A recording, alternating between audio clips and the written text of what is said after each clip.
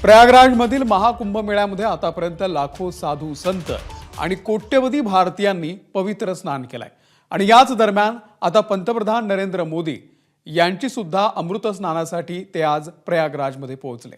यावेळी मोदींनी अमृत स्नानानंतर गंगा पूजन सुद्धा केलं।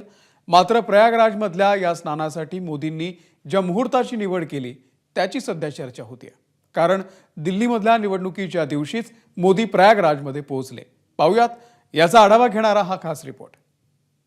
अभयंकर संडाः कोरपराजाभ्य भयन्नाः पशुभ्यः विषवानिदेवासवि तद्दुरितानि परशुभं। पंतप्रधान नरेंद्र मोदींनी प्रयागराजमध्ये सुरू असलेल्या महाकुंभ मेळ्यात अमृत स्नान केलं, तीच ही दृश्य। हुतत इखवे नमः बाहुभ्यामुतते नमः जाते रुद्रशिवा तनूर घोर पाप। अमृत स्नानानंतर मोदींनी गंगा पूजनही केलं। वस्त्रम समर्पयामि ओम नाभ्यायासीदन्तरिक्षगुंसे स्नोद्योः समवत्तदा पद्भ्यां भो मृत्युदाः स्तोत्रांत। सनातन धर्म की परंपराओं को आगे बढ़ाया है। आज उस कुंभ मेला को माननीय प्रधानमंत्री जी ने आकर के स्नान किया और संतों का आशीर्वाद, जो संत लोग महापुरुषों ने अपने तप के द्वारा अमृत स्नान किया, जो अमृत वर्षा हुई, उसका जो तप आज गंगा मैया में केंद्रित था, उसका स्नान करके माननीय प्रधानमंत्री जी ने भारत को संदेश दिया कि भारत का प्रधान सेवक जो है वो भी संन्यास की परंपराओं को अपने अंतःकरण में धारण करते हुए सनातन की परंपराओं को आगे ले जाने के लिए पूर्णतः समर्पित है। पण मोदींनी या सगळ्यासाठी मुहूर्त साधला तो दिल्ली विधानसभा निवडणुकीचा।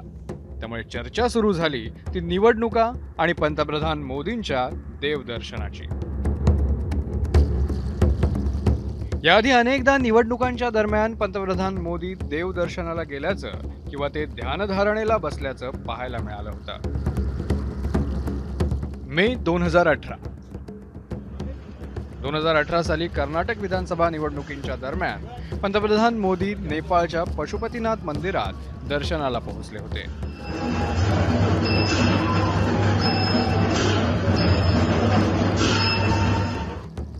मे 2019 नरेंद्र मोदी 2019च्या लोकसभा निवडणुकी दरम्यान थेट केदारनाथला पोहोचले।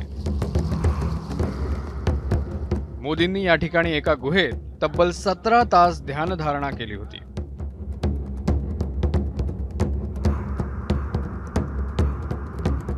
मे 2024 साली पंतप्रधान मोदींनी लोकसभा निवडणुकीच्या दरम्यान कन्याकुमारीतील स्वामी विवेकानंद स्मारकाच्या ठिकाणी ध्यान केलं। या ठिकाणी तब्बल 45 तास मोदींनी साधना केली होती।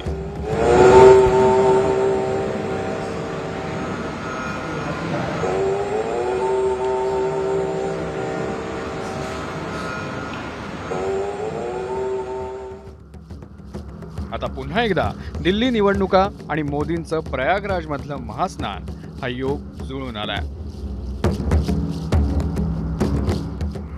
निवडणुकांच्या काळात पंतप्रधानांचं देवदर्शन करणं हा भाजपच्याच रणनीतीचा एक भाग आहे का, अशी चर्चा सध्या रंगताना दिसते। ब्युरो रिपोर्ट, एबीपी माझा। एबीपी माझा, उघडा डोळे बघा नीट।